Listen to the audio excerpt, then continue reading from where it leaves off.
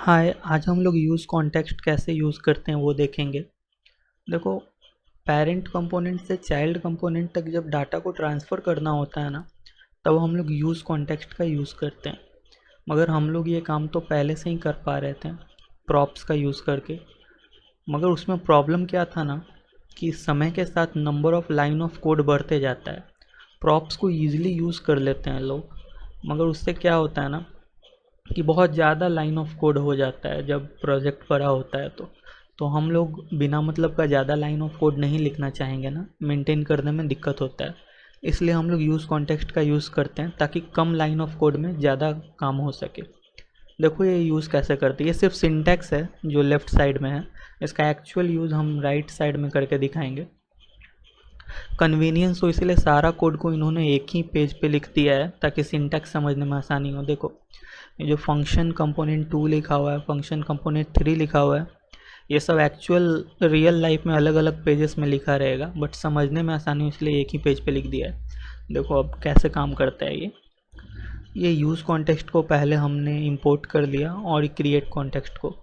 तो दोनों इंपोर्ट करने का ज़रूरत नहीं है, क्योंकि जिस पेज पे हम लोग कॉन्टेक्स्ट बनाएंगे उस पेज पे सिर्फ इसको इंपोर्ट करना है, और जिस पेज पे कॉन्टेक्स्ट को यूज़ करेंगे उस पेज पे इसको इंपोर्ट करना है। मगर सारा काम एक ही पेज में यहाँ पे हो रहा है इस एग्जांपल में, इसलिए दोनों को इंपोर्ट कर लिए हैं। ठीक है, क्रिएट कॉन्टेक्स्ट का यूज़ हुआ है यहाँ पे। देखो, const user context is equal to create context. तो हमने यहाँ पे ऐसा कुछ बना दिया है। ये जो यूज़र कॉन्टेक्स्ट है ना, इसका नाम कुछ भी हो सकता है, ये तुम पे है। ठीक, ये क्रिएट कॉन्टेक्स्ट तो नाम फिक्स है, इसका तो यूज़ करना ही पड़ेगा।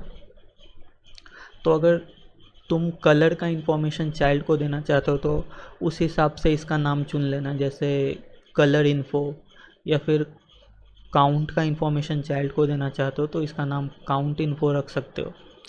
ठीक है, यहाँ पे देखो ये पेरेंट कंपोनेंट है, यहीं से सारा चाइल्ड को कॉल किया जाएगा।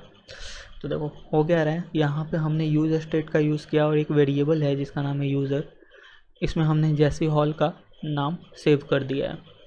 अब हम ये इंफॉर्मेशन देना चाहते हैं किसको, इस इनर मोस्ट चाइल्ड को, जो कि है कंपोनेंट 5। ठीक ना, मगर हम नहीं चाहते कि बीच वाले जो भी कंपोनेंट है उसको ये डाटा दें, हम चाहते डायरेक्टली हम इनर मोस्ट फाइल को डाटा दें। तो उसके लिए क्या किया गया है, user context dot provider is value is equal to user, है ना। तो इसका क्या है, ये यूज़र कॉन्टेक्स्ट जो यहाँ पे हमने क्रिएट किया था, ये एक तरह का दुकान ही समझ लो जिसके पास सारा इन्फॉर्मेशन रहता है। डॉट प्रोवाइडर, ये सिंटेक्स ऐसे लिखते हैं हम लोग, value is equal to user. तो यूज़र में कौन सा वैल्यू है, नाम स्टोर है। तो ये जो यूज़र कॉन्टेक्स्ट डॉट प्रोवाइडर है ना, ये एक वैल्यू अपने साथ लेके चलेगा जो कि है जेसी हॉल, और फिर इसको क्लोज कर दिया यहाँ पे। ऐसा सिंटेक्स है इसका। तो इससे फ़ायदा क्या हुआ कि ये इसके बीच में जितना भी कंपोनेंट आएगा, यहाँ पे कंपोनेंट 2 है, उसको तो डाटा मिलेगा ही, उसके चिल्ड्रन को भी डाटा मिलेगा। मतलब प्रॉप्स की तरह सबको डाटा पास करने का ज़रूरत नहीं है। तो इसके अंदर इसका चाइल्ड कॉल हुआ है कंपोनेंट 2।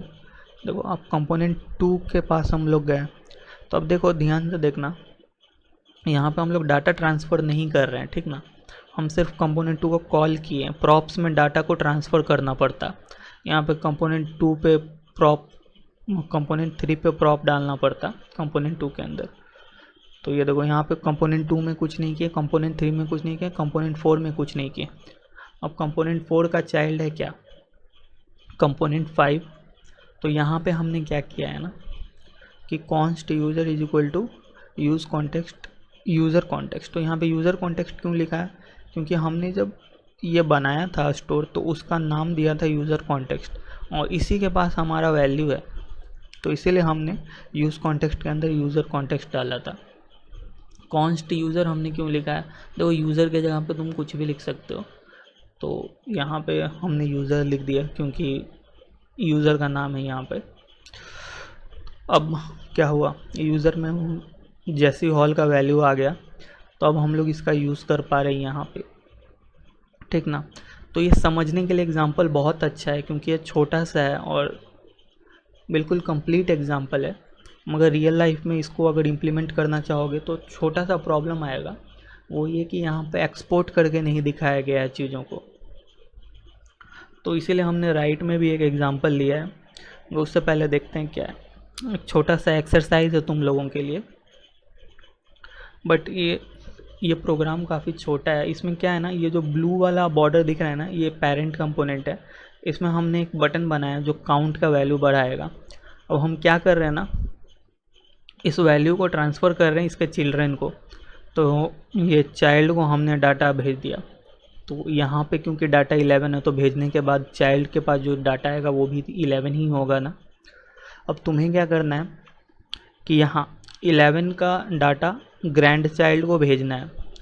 ऑल राइट, ऐसा नहीं कि 11 का डाटा को चाइल्ड को भेज दिया फिर चाइल्ड से ग्रैंड चाइल्ड को भेजें, नहीं, वो मत करना। वो ईजिली कर पाओगे प्रॉप्स के ज़रिए, फिर तुम यूज़ कॉन्टेक्स्ट का फ़ायदा नहीं उठा पाओगे ना। तो इसको तुम्हें करना है। तो हम चाइल्ड को कैसे यूज़ कर रहे हैं हम वो बस बता देते हैं। बाकी ग्रैंड चाइल्ड जो है ना वो तुम ऑटोमेटिकली समझ जाओगे, क्योंकि ये इतना इजी हो जाता है कि कोई दिक्कत नहीं होगा। देखो हमने यहाँ पे क्या किया है, ये राइट साइड में जो कोड है यहाँ पे फोकस करना।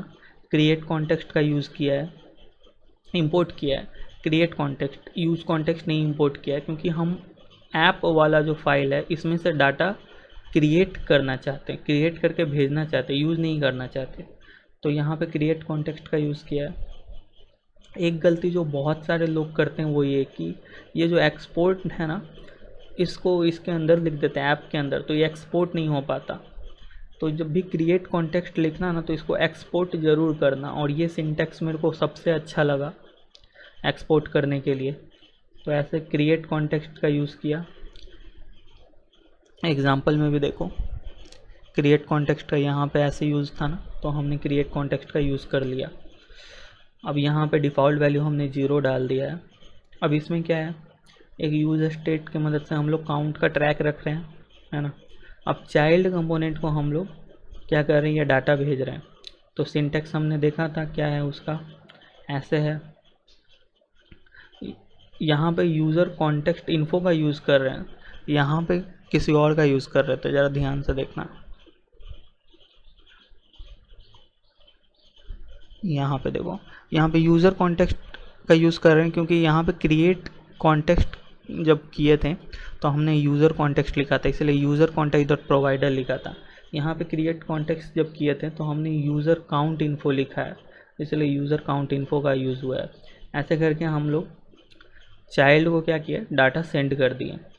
ऑल राइट, तो अब सिर्फ चाइल्ड को डाटा सेंड नहीं हुआ, चाइल्ड के चाइल्ड को भी डाटा सेंड हो जाएगा। बट ये यहाँ पे सिंटैक्स था। यहाँ पे मेन इंपॉर्टेंट बात ये है कि ऐसे एक्सपोर्ट करना मत भूलना। बहुत सारे डॉक्यूमेंटेशन में ये चीज़ें नहीं रहती हैं, और जब रियल लाइफ में काम करोगे तो ये जो कॉन्टेक्स्ट वाला लाइन है ये अलग फोल्डर के अंदर फाइल बना के ही लिखोगे। बट फ़िलहाल के लिए मीडियम साइज प्रोजेक्ट के लिए ये बहुत इनफ है सिंटैक्स, कोई दिक्कत नहीं होगा उसमें। इनफैक्ट एडवांस प्रोजेक्ट में भी ऐसे कर सकते हो। तो अब ऐप में हमने चाइल्ड को कॉल किया था, तो चलो चाइल्ड के पास चला जा। CTRL+ क्लिक किया हमने तो चाइल्ड के पास आ गया। तो अब देखो इसको यूज़ कैसे करना है। तो ये लाइन जो है ना, ये लोग गलती करते हैं, ठीक ना। यहाँ पे देखो वो ये इंपोर्ट ही नहीं करते यूज़र काउंट इन्फो, क्योंकि देखो यहाँ में जब हमने क्रिएट कॉन्टेक्स्ट का यूज़ करके इसको बनाया था यूज़र काउंट इन्फो को, तो अब इसको इंपोर्ट भी तो करना पड़ेगा ना। तो इसीलिए इसको इंपोर्ट ज़रूर करना यूज़र काउंट इन्फो को, और क्योंकि अब इसको इंपोर्ट कर चुके हैं तो हम लोग यूज़ कर पाएंगे। और यूज़ कॉन्टेक्स्ट को तो इंपोर्ट करना ही पड़ेगा, है ना। तो यूज़ कॉन्टेक्स्ट को हमने बोला कि देखो हमने एक दुकान बनाया था जिसका नाम है यूज़र काउंट इन्फो। इसमें जो भी डाटा हमने पास किया था वो हमको चाहिए। तो यूज़र काउंट इन्फो में कौन सा डाटा पास किया था, देखो यूज़र काउंट इन्फो में वैल्यू दिया था काउंट का। तो यहाँ पे इस वीडियो इसका नाम कुछ भी हो सकता है, ठीक ना। हम तुमको प्रूफ करके दिखाते हैं। $T लिख दिया हमने, तो इसका यूज़ कर रहे तो यहाँ पे भी $T लिखना पड़ेगा ना। तो अभी भी ऐप काम करेगा, क्लिक करने पर नंबर बढ़ेगा, बढ़ रहा है ना। बस मैं दिखा रहा था कि वैल्यू में हमने भले ही काउंट वेरिएबल को डाला है, यहाँ पे यूज़ करते वक्त इस वेरिएबल का नाम कुछ भी हो सकता है। तो यूज़र काउंट इन्फो ने हमें काउंट का इन्फॉर्मेशन दे दिया, जिसे हमने काउंट वेरिएबल में डाल दिया और फिर इसका यूज़ कर रहे हैं। ऑल राइट, ठीक है। अब ग्रैंड चाइल्ड में यूज़ करना हो तो क्या करेंगे, सेम सिंटेक्स का यूज़ करना। ये लाइन इंपोर्ट कर लो, ये दो लाइन तो नहीं चेंज होगा, ठीक ना, ये शायद चेंज हो सकता है कहाँ से इंपोर्ट कर रहे हैं। और उसके बाद फिर सारा सिंटेक्स सेम ही है, सेम ऐसे कॉपी पेस्ट कर देना और फिर तुम यूज़ कर पाओगे उसका। ठीक है, बाय, इतना ही था।